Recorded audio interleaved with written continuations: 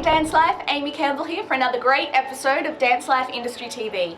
You're going to want to grab your pens and paper for this one because today I'm interviewing the creative directors of Australian X Factor. They've worked with big names like Kylie Minogue, Kesha and Taylor Swift. So let's get ready to meet Australian choreographic powerhouse duo, the Squared Division. Oh. Hi guys, thank you so much for taking time out of your very busy schedule to chat to us. It's been an incredible few years for the Squared Division. What have been some of the highlights? One of the biggest highlights would have been last year when there was X Factor going on, X Factor Season 2, the finale, and Ash had to work on that. At the same time, I was in America working on the AMAs with Kesha, and just having those two jobs run consecutively was crazy, but fun, really fun at the same time. In that same period, I get a call from our LA agent, and he says that we've just booked Taylor Swift. What was funny was the title of all our emails. Like the subject title was like Taylor Swift, and then like, you know, the American Music Awards, and we were just like, oh, this we is were like cool. pinching ourselves. Yeah. This is amazing. Well, your list of achievements is incredibly impressive. I mean, it's the stuff that dreams are made of, really. How did it come about? You were both incredible professional dancers in your own right. What made you decide to team up and create the Squared Division? We were always dancers that did everything, like, and I think that's really important to know. Like, you have to be a dancer that does everything in this country to survive and to make a living. I was always a lover of fashion. I know Ant was as well, but so I was always dabbling in styling, and Ant was always into music production and producing music and writing songs, and so music was always our passion. Pop music and pop artists, and you know, the styling, the sound, the overall vision. I guess we started to help each other out with our own individual jobs. Before we were the Squared Division, I'd have a gig on and I'd say, Ash, do you want to style this? Or Ash would come to me and say, do you want to choreo this number? And we were already collaborating on our own individual jobs, and then we kind of thought, well, instead of like doing it separately, let's just do everything together and call it the Squared Division. What do you think it is that makes you work so well together? We both have strong opinions, and we both know exactly what we love, we know exactly what we don't love. So if he does something and I think it's terrible, I'm like, that is hideous, get rid of it. He tells me. And you know, like, I did the same. He does the same, you know, and I think that's a key to anything. Like, it's really honest, and it's like, if he does think it's hideous, I'm like, okay, great. We trust. If we both say that's bad, we'll fight for a second about your own work and what you believe in, and say, no, it's really good, trust me, and you try to sell it again, and if it doesn't work, if the second sell doesn't work, we can. Well, that's it. So trust is obviously huge. The client trusts you, you trust each other, and then you've got to trust your dancers. So what is it that you look for in your dancers? We come from that era where, you know, like, you were a strong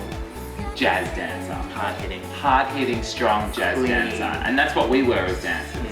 But I think it's important that you're versatile, like that you can be that strong, hard-hitting jazz dancer, but you can also do hip-hop. You can pretend to be a ballerina if we need you to pretend, because in Australia you need to be able to be versatile. The client has certain expectations. So then we have to like change our way of thinking and go, okay, well, the client wants everyone to be blonde, or the client wants everyone to be 5'10", you know, so those things then come into play. I missed out on those ones. I missed out on the muscly ones. In those heels, you're 5'10". It's like, you know, unfortunately for dancers, that it's not always about the talent. Although we try to push for talent first and for ability, there's obviously other criteria that you can't help. Like, so what's one of the biggest mistakes a dancer can make in an audition? Make a mistake? I don't know. Besides making a mistake, no. Rocking up late. Actually, we've had a number of auditions where people rock up late, and I think that just sets a tone straight away. As soon as we see someone running through the door, you think, oh well, if we're holding a rehearsal, how do we know you're not going to rock up late to the rehearsal, or rock up late to the gig or the tech? You know, we're always going to spot a good dancer, but what else can you do? You know, like, we love it when a dancer comes up to us after a class or an audition and introduces themselves. As hard as that might be for some people, come and introduce yourself. Like, we want to meet you. We want good dancers. We want to know good dancers. We want to get to know you. You're just going to come in and not over dance. You know, there's a lot of brilliant dancers out there that come in, and I was one of them when I was younger, and we still, like, I was that dancer that just went too hard. And I think it's almost a product of those dancers that we love, that actually hit hard. Yes. That we all over dance sometimes. Yeah. You just want to do it so big and so well, but I think the idea is just to really rein it in. Over dance, you end up becoming messy, and we lose the lives. The key to us is cleanliness. You know, like if you're not doing the steps how we want you to do them, then yeah.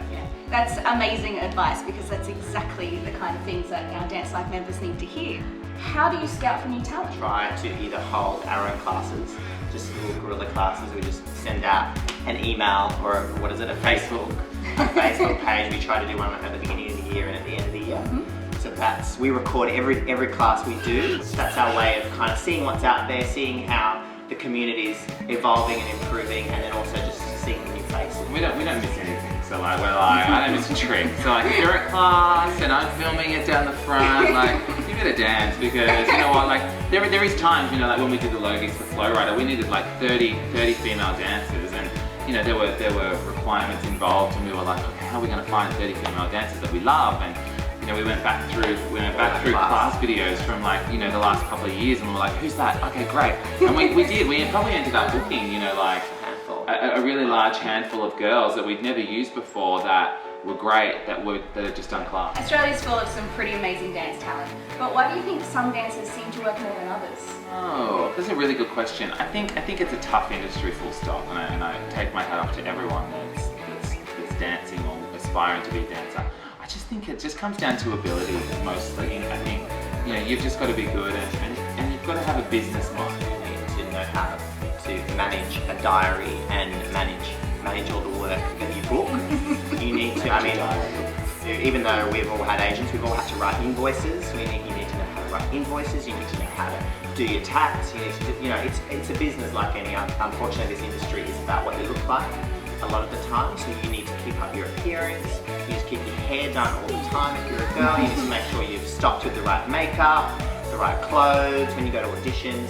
I could list so many other things, I guess, like, you know, about how a dancer should be, and all those things together make. Oh, and girls need to know how to dance in heels. Girls need to know how to dance in heels. And I think all those things, we've made boys dance in heels too, so boys should be skilled at that as well. I don't think I've done a job for these boys where I haven't worn a killer pair of heels. No, it's a very luxurious moment if you're flat-footed. Yeah. Well, your work is amazing, and you create some really quirky moments. What's one of the craziest things you've asked your dancers to do? Boys in heels on primetime Australian TV. So does Australian talent compare to what you see overseas?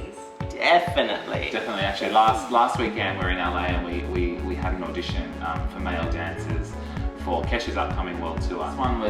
This one was a much bigger audition and a much bigger deal, and we kind of really analysed what was out there, and you know, there were some great people in the room, but we really walked out of there and we were like, Australian dancers are phenomenal. Like they compared. They completely compared. I was like, if any dancer out there wants to go over to the States or anywhere in the world, matter of fact, like, just do it, because the great dancers in Australia really compare to the great dancers over in the US. Well, I can tell you that if you're a commercial dancer in Australia, then you need to try and work for these guys, because I've done it personally, and it will be one of the most challenging but incredibly rewarding opportunities you can have in your career. So thank you so much for fitting us in today to your so busy schedule. We can't wait to see what you guys achieve next. Thanks. Bye. Ciao. Hi DanceLife, I'm Ash. And I'm Ash, and we are the Square Division. Follow your dreams, keep working hard, and keep dancing, because dreams really do come true. Bye.